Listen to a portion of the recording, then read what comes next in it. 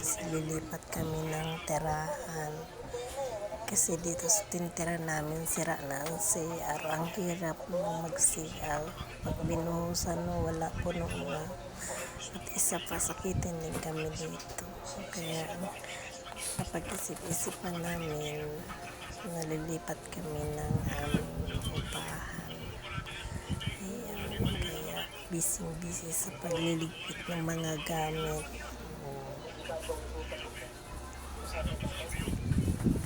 Mga sapatos, inaayos sa mga karton niya. Siya ang maraming sapatos dyan.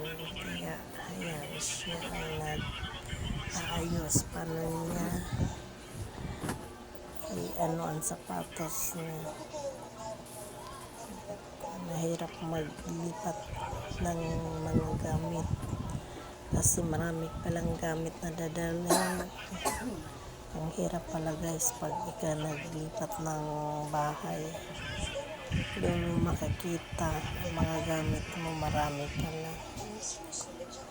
Ako di makapaniwala ng gamit ko, ang dami pala. Kaya ayan, hindi namin alam paano gagawin, kung alin ang uunahin. Grabe kahirap. Dahil nandyan na yan, ayan, tatapusin na natin para matapos na ang pagliligpit. Pag madaling araw, ayan, lipat ng upahan. Ayan, ang dami na. Pinagliligpit ko na yan pa isa-isa. Para wala nang kahirap-hirap. Ano na lang, buhat na lang. Diba? Para madali matapos. Buhat na lang ng buhat sila. Mamayang madaling araw. Ang lipat namin.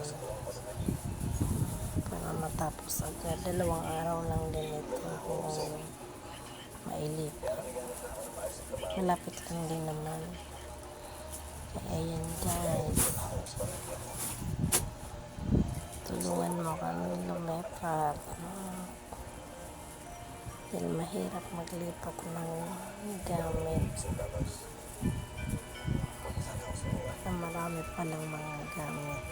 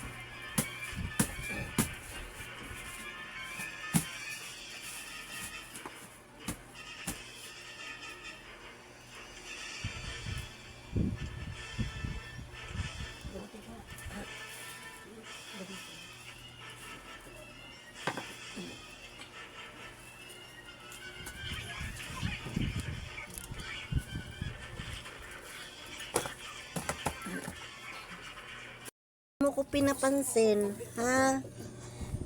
Ha, porkit ngayon ka lang kinuha doon sa ating tirahan, ha? Si mama di mo pinapansin, ha? Di mo ako na-miss? Di mo ko pinapansin? Flex? Silik siniwan doon sa unang tinirahan. Iniwan si Rex, ay. Iniwan daw, ay. Iyak-iyak ka doon, naririnig kong boses mo, Sino po si Papa? Tangkad niya na. Hello. How are you?